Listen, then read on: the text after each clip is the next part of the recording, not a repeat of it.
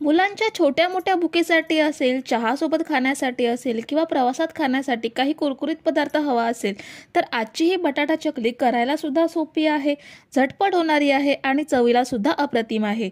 मंडळी, रेसिपी सुरू करायच्या आधी माझ्या चॅनलवरती नवीन असाल तर चॅनलला सबस्क्राइब करा। बटाटा चकली बनवण्यासाठी सर्वात आधी आपल्याला बटाटे मिक्सरला बारीक करून घ्यायचे आहेत। त्यासाठी मी 2 बटाटे उकडून साल काढून घेतलेत। ते मिक्सरच्या भांड्यात घेऊयात आणि थोडंसं पाणी घालून छान पेस्ट बनवून घेऊयात। तर ही बघा, आपण बटाट्याची छान पेस्ट बनवून घेतली आहे। पेस्ट बनवताना एक काळजी घ्यायची, ती म्हणजे ही पेस्ट खूप जास्त पातळ बनवून घ्यायची नाहीये।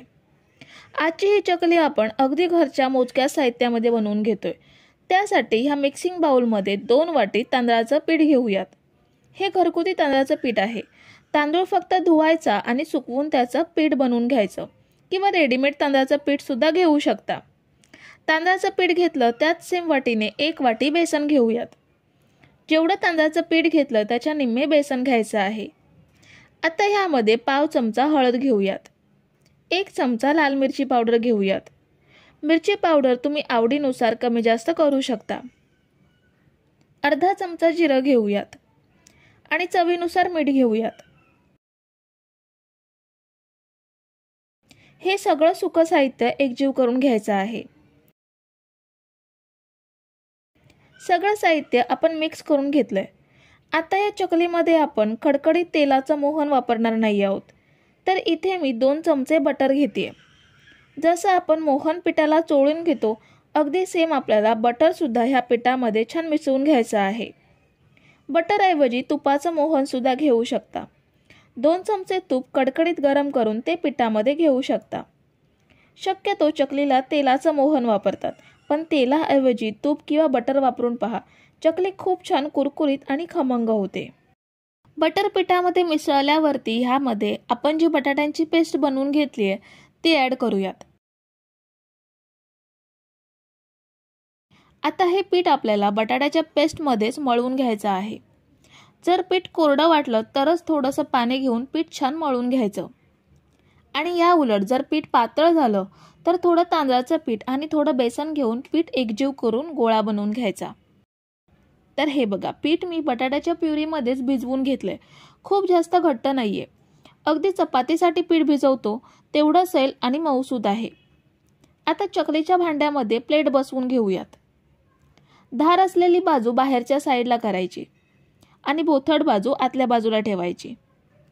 चकलीच्या भांड्याला असं चमच्याने तेल सोडायचं, म्हणजे पीठ भांड्याला चिकटून राहत नाही आणि पटपट पुढे सरकतं।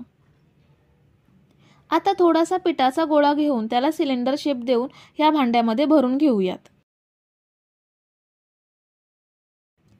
आता भांडं बंद करून चकली पाडूयात। मी गॅसवरती कढई ठेवली आहे, त्यामध्ये तेल सुद्धा घेतलंय। तेल परफेक्ट गरम झाले का ते बघूयात। पिठाचा छोटासा गोळा तेलात सोडायचा।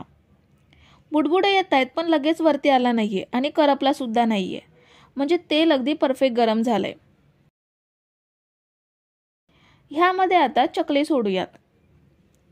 चकलीच्या भांड्यातील सगळ्या पिठाची चकली आपल्याला कढईमध्ये सोडायची आहे। तुम्ही जर इथेपर्यंत रेसिपी बघताय तर तुम्हाला एक विनंती आहे की व्हिडिओला एक लाईक जरूर करा।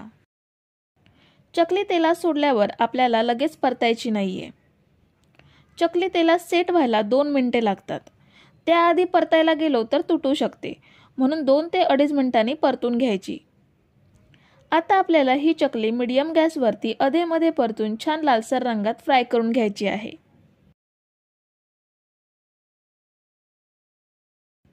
तर ही बघा, चकली मस्त लालसर रंगात फ्राय करून घेतली आहे। आता तेल निथळून काढून घेऊयात आणि बाकीच्या पिठाची चकली सुद्धा अशीच पाडून घेऊयात। ही बघा, आपण ही चकली थंड करून घेतली आहे। तोडल्यावरती बघू शकता किती मस्त कुरकुरीत आणि खमंग आहे ती। ही चकली प्लास्टिकच्या पिशवीमध्ये हवाबंद राहील अशी ठेवायची किंवा एखाद्या हवाबंद डब्यामध्ये भरून ठेवायची, महिनाभर चांगली टिकते। तर मंडळी, रेसिपी कशी वाटली हे कमेंट करून नक्की सांगा आणि व्हिडिओला न विसरता लाईक करा। रेसिपी तुमच्या मित्रमैत्रिणींसोबत शेअर करा आणि चॅनलला सबस्क्राइब केलं नसेल तर लगेच सबस्क्राइब करून घ्या। थँक्यू.